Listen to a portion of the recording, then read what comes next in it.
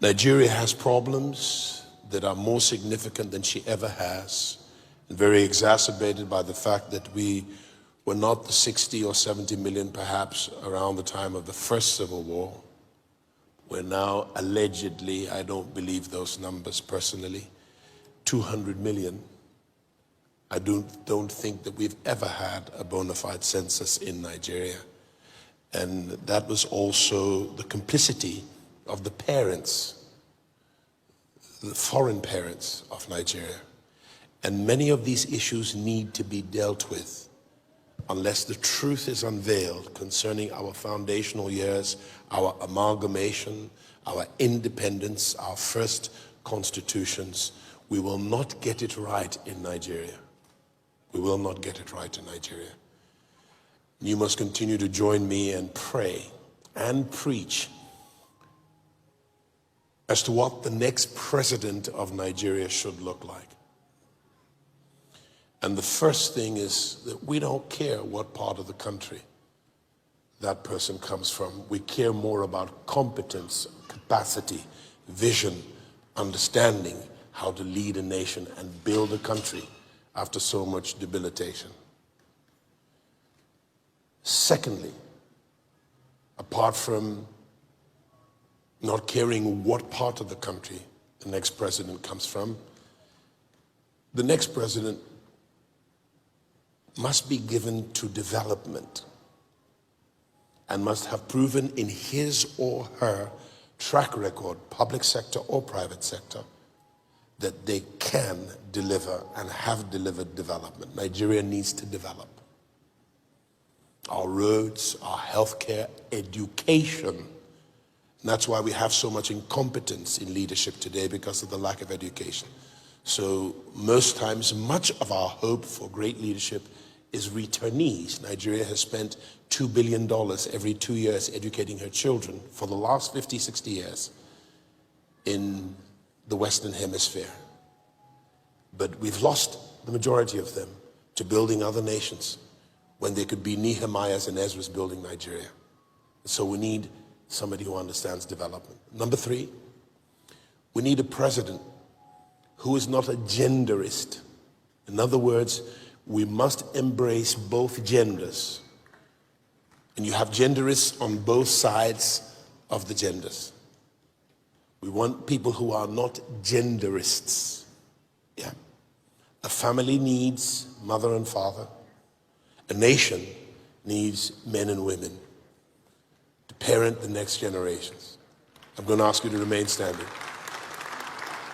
We also do not need a tribalist, sectionist, or ethnicist. That must not happen. And the constitutions must provide to exclude those sort of people from high executive office in all three tiers, all three arms of government.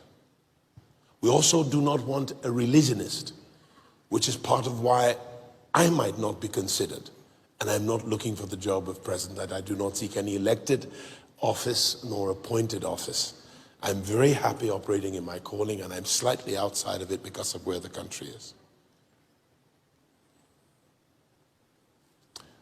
We also need somebody who has brilliance, is well educated, and hasn't left his or her education in the theoretic realm, so that practically they can deliver on vision, embrace even their opponents. The beautiful thing about Abraham Lincoln, he put all his opponents, he didn't define them as enemies, though some of them were, he put all of them at the table, because he recognized that they had brilliant enough ideas to rise as the cream to the top of the polity and the politics of the day. And by this, he was able to embrace ideas, amalgamate them or collaborate them into one singular vision to give Americans the opportunity, being all created equal, to pursue and aspire to a life of justice, freedom, peace, development, progress, and happiness. So we need somebody like that. That's not all. We also need somebody who can amass around himself, across the reach of governance and government, particularly in his or her cabinet, people who are like him or her in competence, capacity, brilliance, and vision.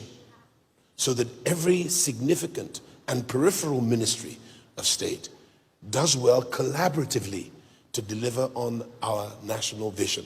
And by God, we need a visionary who sees, lives, and breathes a better Nigeria, better than any other country on the face of this earth. It's possible. We have the brilliance. We have so many great Nigerians. And we have to find a way, my friends,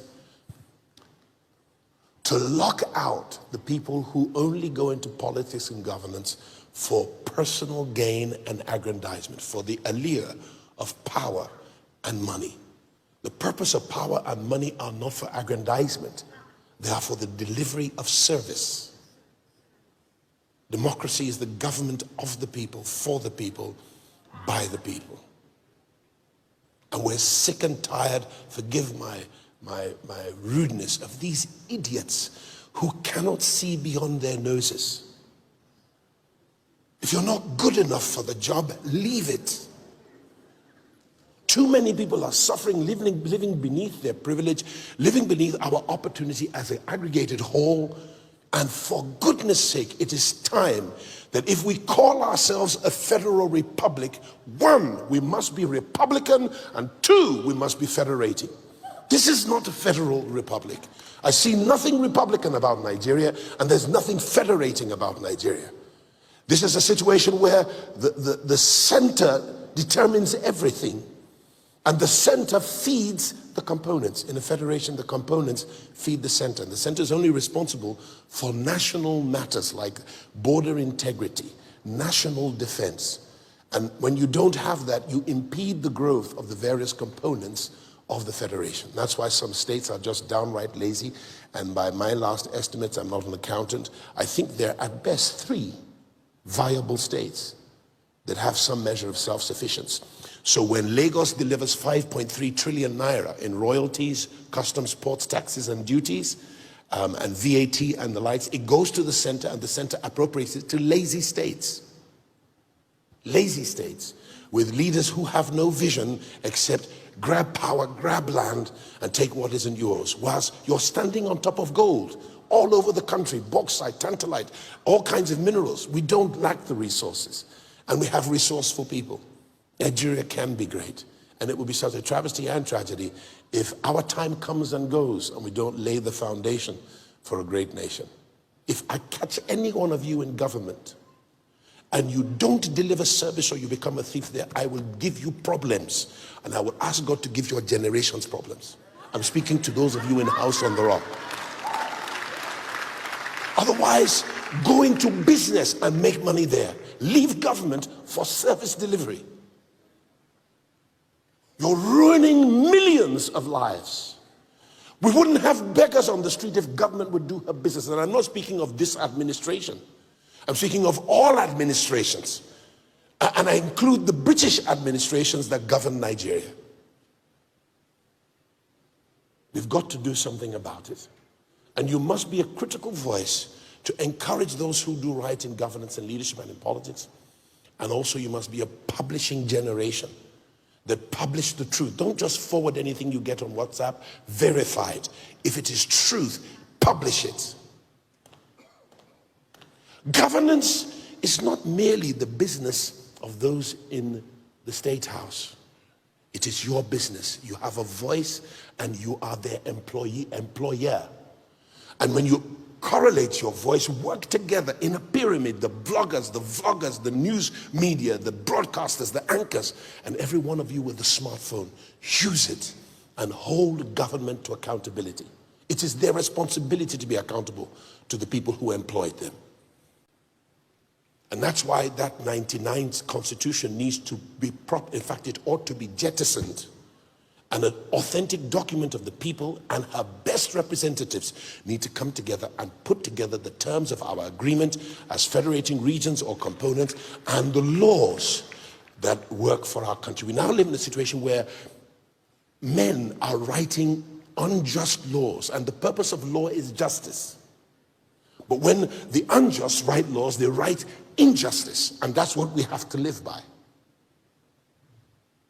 And of course, because our education is so bereft of learning as a nation, we settle for a bag of rice, a bag of oil, and a bribe for a vote. And it won't last those to whom they give it more than a few days or weeks. And then we go back to penury. I believe that every Nigerian should have equal opportunity. Not all 5 fingers are created equal, but opportunity should be equal. And especially for those who want it, they should be able to reach out and get it. But you've denied more than 80% of the population opportunity.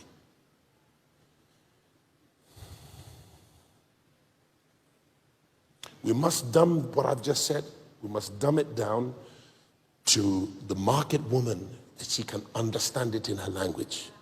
The pedestrian, the person who sells goro or zobo in all parts of the country so that every single individual can hear it. I've done my job this morning for our country. Those of you who know how to dumb it down, take it, run with it, and publish. 1,000 persons cannot defeat the thought college of 200 million so-called Nigerians. Mass is on our side. And this is not a fight. We may be ideological opponents to others, but that is our right. It is our just right and freedom as citizens of this country. Otherwise, take away my passport and lock me in jail.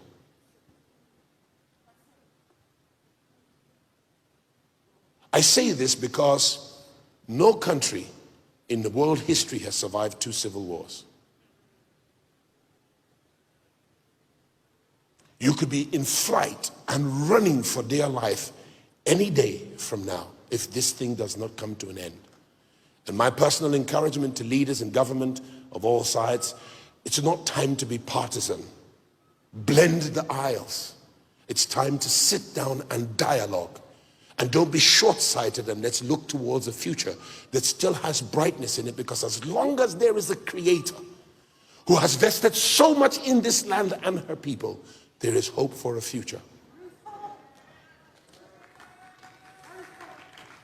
And we must rise to that possibility. Put away your petty squibbles, and let's recognize that we are one brotherhood as created by God. And we are one brotherhood, or fraternity, sorority, if you like, of persons who call Nigeria our homeland, our fatherland.